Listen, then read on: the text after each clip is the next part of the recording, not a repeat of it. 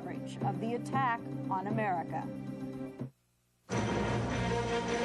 An attack on America. Oh my God! Oh my God! Terrorist strike in New York and Washington. Thousands are killed, millions more frightened.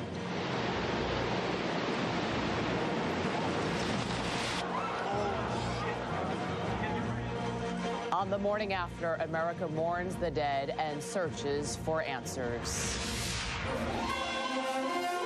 I'm Julie Chen, and this is special extended coverage of Attack on America on the CBS Morning News for Wednesday, September 12th.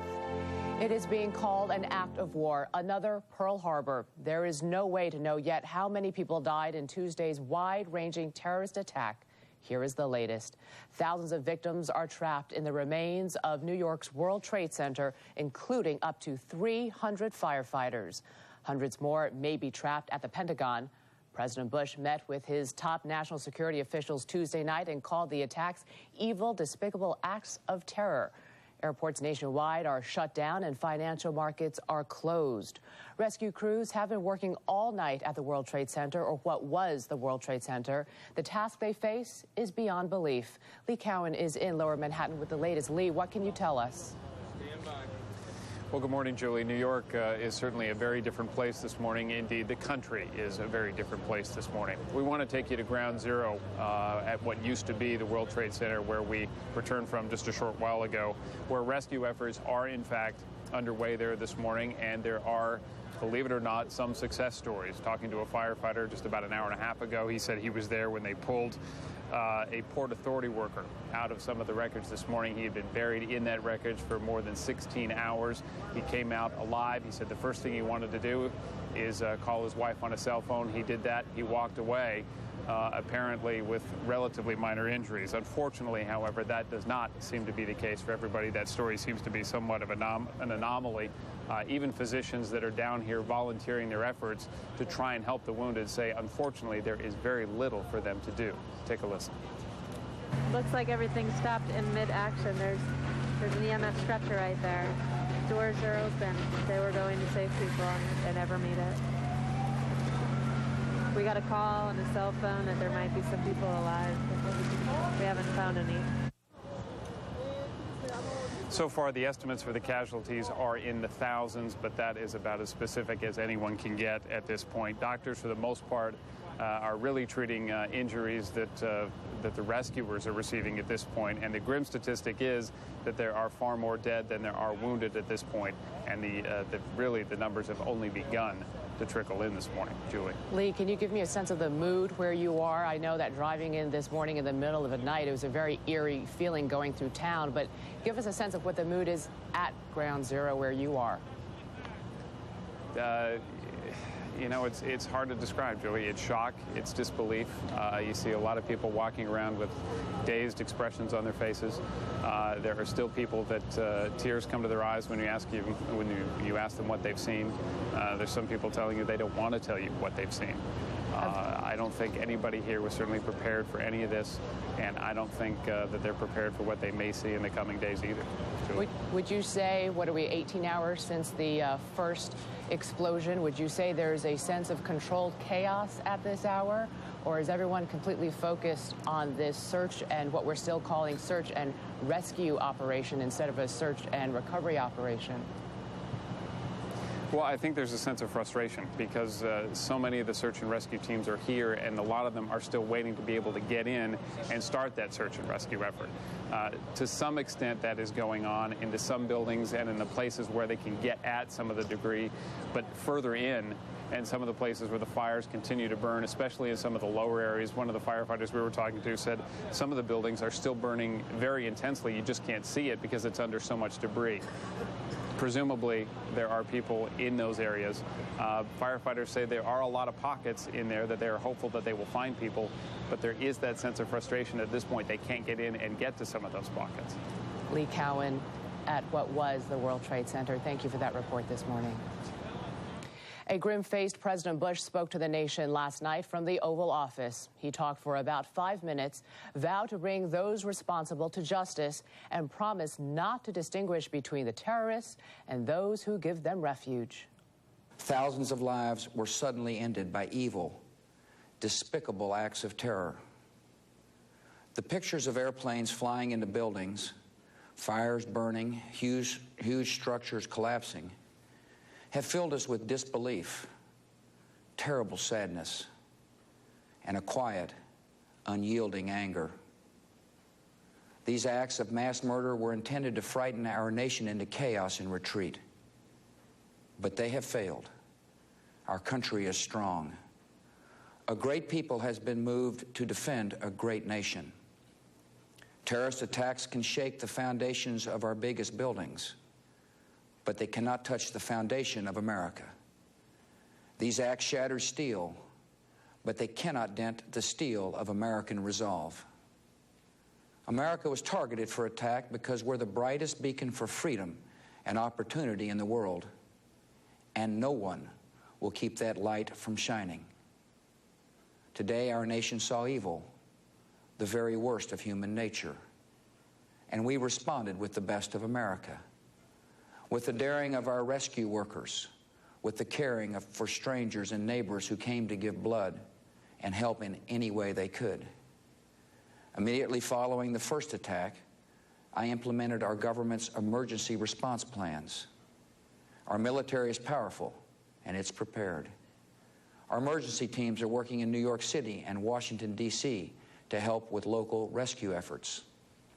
Our first priority is to get help to those who have been injured, and to take every precaution to protect our citizens at home and around the world from further attacks.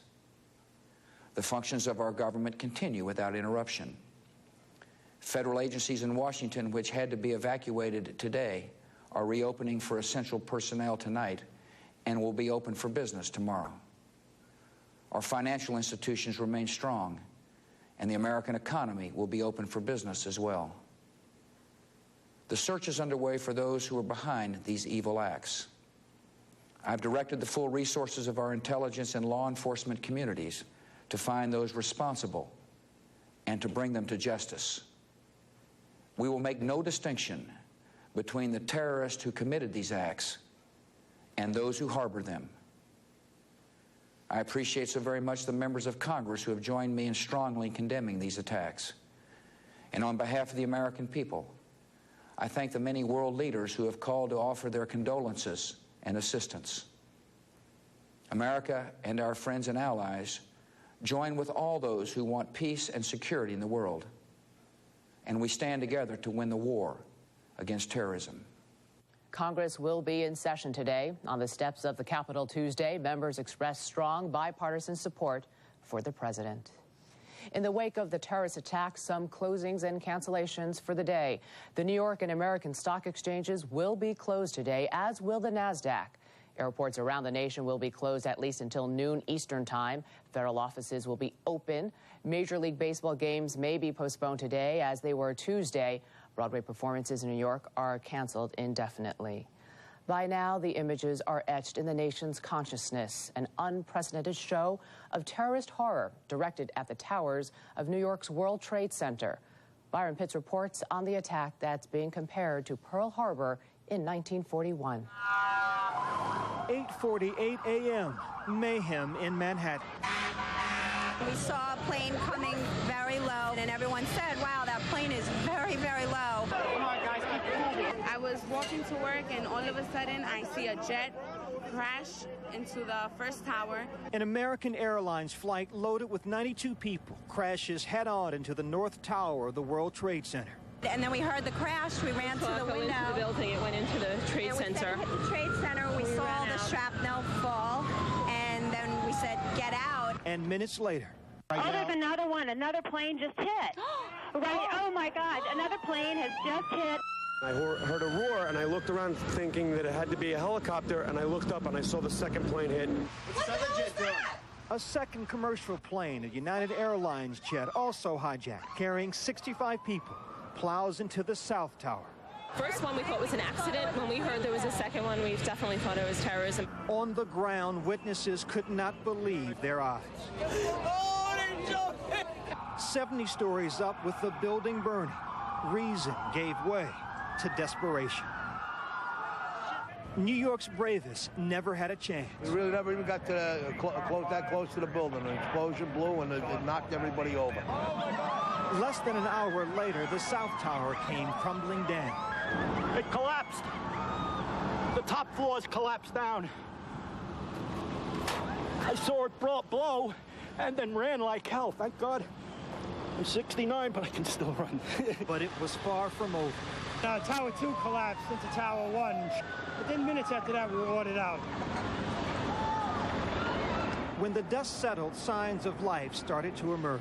Chaos. It's just chaos out here. It really is. So the Twin Towers fall. It's amazing. It's crazy. I can't believe this shit is happening. I really can't. It's nightmares. Armageddon right here. This was the worst act of terrorism on U.S. soil, but not the first attack on the World Trade Center. 8 years ago, terrorists set off bombs in the basement in an effort to take down the two towers. They failed. Mission accomplished. I tell you what, it's a sad day for America. It really is. Firefighters and police officers and paramedics by the hundreds stood by, many of them feeling helpless. There was nothing they could do at this point because the building was still unsecured.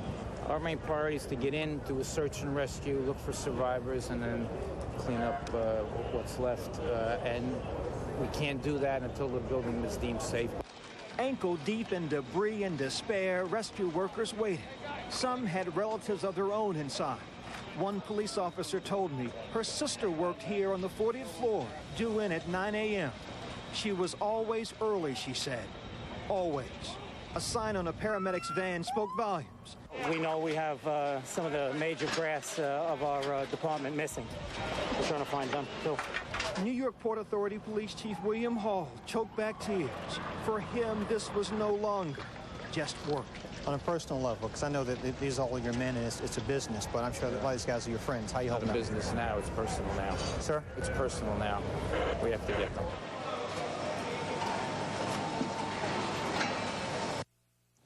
As many officials concede, it could be weeks before we know how many died in the deadliest terror attack ever waged against the United States. In Washington, where the terrorists crashed a third plane into the nerve center of the U.S. military, the Pentagon is open for business this morning. But officials concede 100 to 800 bodies may be buried beneath the rubble. David Martin reports. People have been lifted out and taken away in ambulances, and the numbers will be calculated, and it will not be a few. The first attack ever on the Pentagon occurred at 9:38 a.m. Eastern Time. Clipped this pole over here, hit another pole and slammed right into the building. Huge explosion, and then utter pandemonium, as you might imagine. I mean, everybody was screaming, "Oh my God." A hijacked American Airlines jet, which had just taken off from Dulles Airport, flew right up the main highway leading north into Washington and straight into the citadel of American military power. There was no doubt about it. It was American Airlines slammed right into the building, and there was no doubt about it. Whoever was piloting that plane was aiming for the Pentagon. Fearful that, like the World Trade Center, a second airliner was on its way, most of the building's 23,000 workers fled. Plane's coming in. Come on. Let's go. Let's go. Come on. We're not playing around here. Let's go. F-16 fighters circled overhead looking for a second attack, but the damage had already been done. The plane had drilled a hole about a third of the way through the world's largest office building. The wounded were rushed to nearby hospitals as the fire spread and an entire section of the building collapsed, trapping many, many more inside.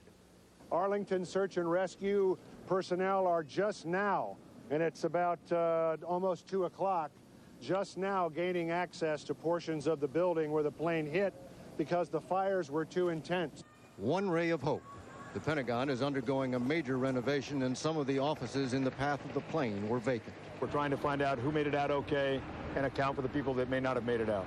When the plane hit, Defense Secretary Rumsfeld moved from his office on the other side of the building into the National Military Command Center in the basement. With smoke hanging in the air, he ordered aircraft carriers, amphibious ships, cruisers, and destroyers to New York and Washington, where they can serve as floating hospitals, help with the cleanup, and provide air defense against the possibility of more attacks. And the chairman of the Joint Chiefs made a clear threat of military retaliation. I have no intentions of discussing today what comes next, but make no mistake about it, your armed forces are ready. Right now, suspicion focuses on Osama bin Laden, but first things first. The FBI is combing the wreckage for evidence, and all U.S. military bases and embassies are at the highest state of alert. David Martin, CBS News, the Pentagon. A fourth hijacked plane crashed in Pennsylvania. The four airliners had a total of 266 people on board. There are no known survivors. No one is claiming responsibility for the attacks, but the Bush administration says early evidence points to suspected fugitive terrorist Osama bin Laden. New York Times reporter Judith Miller is an expert on bin Laden. She told CBS News he may not be directly involved. Well, I have a problem saying it's absolutely bin Laden because we don't know yet whether or not a group like the bin Laden network, and I think it's very important to emphasize the network as opposed to this one man. We don't know yet if his networks received help from a state, perhaps a state that had longstanding grievances against our country. For instance, tick off a few states that might be. Iran, Iraq, much more likely. We don't know enough yet, and that's why I think people are hesitant to immediately point the finger. However, the New York Times is going to be reporting that all preliminary indications point to the Osama bin Laden networks, to the Al-Qaeda group. The networks, Al-Qaeda. In the last trials recently concluded in ongoing in the penalty phase, there was some discussion that and attempt to portray some of these folks as bumbling Keystone cops, regular guys. No. I interviewed some of the Al-Qaeda members and parts of his networks, both in prison in Jordan and in Afghanistan when I was invited by the Taliban to visit. And when I interviewed prisoners, I did not see the wild-eyed, crazy guy who stands on a street corner in an Arab capital screaming for American death. What I saw often were well-educated, middle-class people, well-trained, who are willing to sacrifice their own lives to kill Americans. This is a new kind of terrorism and a new kind of terrorist that we're seeing. I asked you, is it possible they actually had pilots that were flying these planes into the buildings? You said, of course. Yes, we know that one of the former terrorists who is now assisting the U.S. government in prosecuting the Africa bombing cases, he himself was a pilot. He used to be Osama bin Laden's pilot, and American intelligence has apparently had information since the early 90s suggesting that Osama bin Laden's camps trained, among other things, pilots. So this is a long-planned operation. This is not something you can pull off in an afternoon or with 2 or 6 weeks of work. In all cases that I've looked at of his operations, the preparations go back in some cases for years. Nations around the world are condemning the deadly suicide bombings, including Israel, the biggest U.S. ally in the Middle East. But there is also joy. David Hawkins is in Tel Aviv with that story. Morning, David. Good morning, Julie. There are pockets of celebration in the Middle East over America's tragedy. Iraqi television played a patriotic song with the lyrics "Death to America" over pictures of the carnage. In the Palestinian territories, some Palestinians danced in the streets. Many Arabs despise the U.S. for its staunch support of Israel. But most Palestinians, however, including Palestinian Authority President Yasser Arafat, appeared genuinely horrified at the news. We are completely shocked. Unbelievable. Mr. Arafat condemned those few of his people who celebrated the tragedy and expressed his condolences to America and Americans. Israel's Prime Minister Ariel Sharon declared today a national day of mourning. Israelis are lining up to donate blood and are laying wreaths outside the U.S. Embassy here in Tel Aviv. Fearing copycat attacks, Israel has sealed its borders to non-Israelis for 24 hours, and all non-Israeli flights in and out of the country have been canceled. Many Israelis with friends and relatives in the United States found their usual roles reversed, making rather than receiving anxious telephone calls in the aftermath of a terrorist attack. Julie? David, there are some reports this morning that some Israelis are saying that Arafat is their bin Laden. Can you address that at all? Well, there's certainly a common feeling now. Prime Minister Ariel Sharon last night said that Israel and the United States, as well as other nations, should unite to fight an international terrorist threat. Julie? Thank you. David, one more question before you go. Some people are saying that now Americans are getting a sense of what it must be like to live in fear, to live in the Middle East where bombings are unfortunately very common. Can you talk to me about that at all? You've been based in Tel Aviv for months now. And you're yes, an American. Many people are. I'm sorry, go ahead, David. Many people are drawing the comparison. There's at least one big difference. The scale and scope and the magnitude of the attack in the United States far exceeds anything that's happened here in recent months, in the last 11 months, if not ever. I think, however, it certainly does create a sense of solidarity, a sense of understanding amongst Americans for what Israelis have been living with for a very long time. Julie? David Hawkins reporting from Tel Aviv for us this morning. Thank you for that report. The skies over America remain quiet as a flight ban continues. The FAA says the ban will not be lifted until at least noon Eastern time today. When planes take to the air again, air travel and the security surrounding it will likely never be the same. Correspondent Vince Gonzalez is in Los Angeles with that story. Morning to you, Vince. Good morning, Julie. There's an eerie quiet here this morning. Except for the occasional military jet, the skies are empty. Passenger jets sit on the tarmac, completely silent. Inside the terminals at LAX, automated messages go out over the PA system, but there's no one there to hear them except security personnel. There's no word yet on exactly when planes will begin taking off, but last night there were questions about how officials here and across the country will guarantee the safety of the traveling public. Isn't this a wake-up call that the security, especially the screening of passengers, obviously needs to be improved in the United States?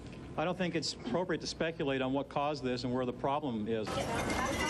But a review of government records reveals serious problems with America's airport security.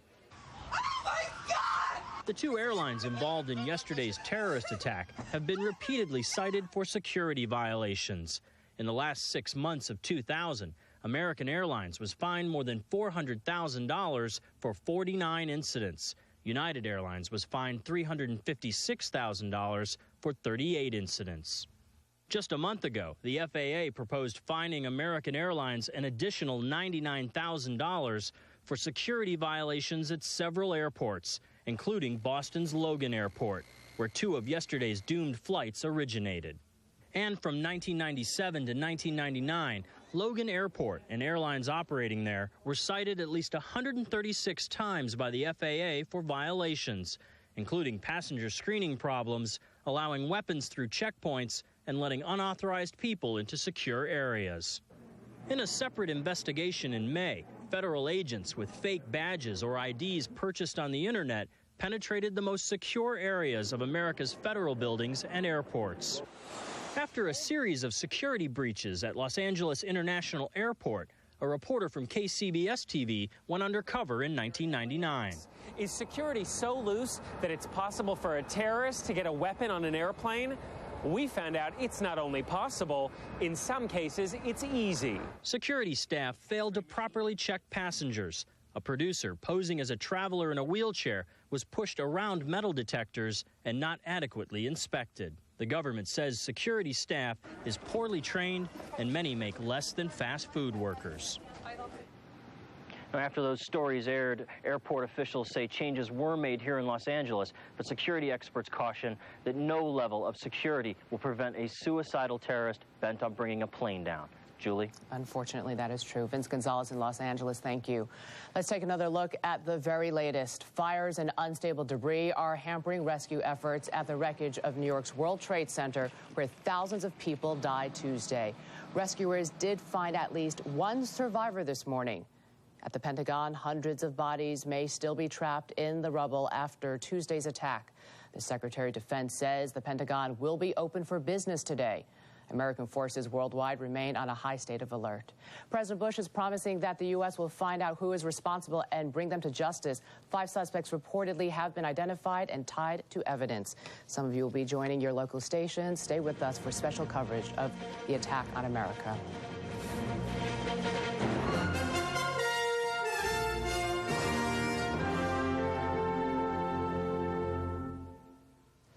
In the hours after Tuesday's attack, dozens of world leaders offered their condolences. Among them, Russian President Vladimir Putin. Elizabeth Palmer has more.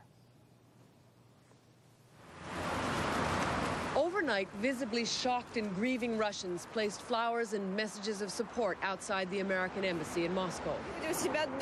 We remember the terrorist bombings of apartment buildings here, says Anya, and we know the fear people feel when they aren't even safe in their own homes. When I first saw the pictures, I couldn't believe my eyes, said Edouard. I thought I was watching a science fiction movie. Shortly after the first plane crashed, Russia's Security Council met in emergency session. The national militia has been put on alert, and airspace over Moscow and St. Petersburg has been closed. President Vladimir Putin spoke on Russian television to express his sympathy and his outrage. This goes beyond the United States' national borders, he said. It's a wanton act of contempt against all humanity. I want to tell the American people on behalf of Russia, we are with you. We share and feel your pain. We support you. Coverage of the unfolding tragedy was carried live in special programming on Russian television most of the day. Newspaper sales were brisk as Russians, many of whom have visited or have family in the United States, searched for details. I've been many times in World Trade Center, and I can imagine what is it. And it's terrible. It's incredible.